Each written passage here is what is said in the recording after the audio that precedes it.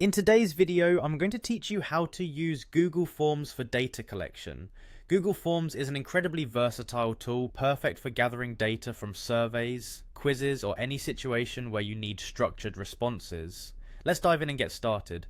First, open up your web browser and head over to Google Drive. Google Drive is where you'll create and store your Google Forms among other documents, so it's a great starting point.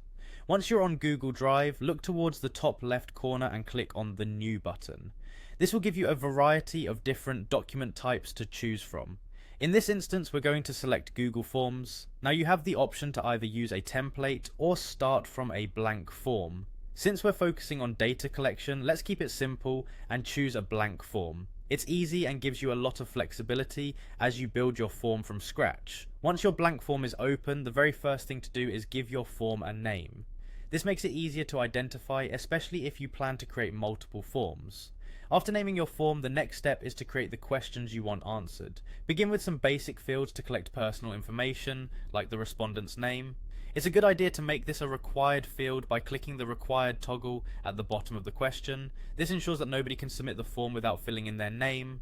Moving on, add another field for their email address. Just like before, make this section mandatory by clicking required.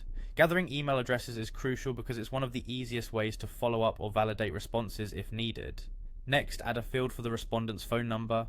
Depending on the nature of your form, collecting a phone number can be useful for direct communication. For data consistency, it's wise to make this question required too. Once all your questions are set, it's time to publish your form. Look for the Send button at the top right corner of the page to make it available to respondents.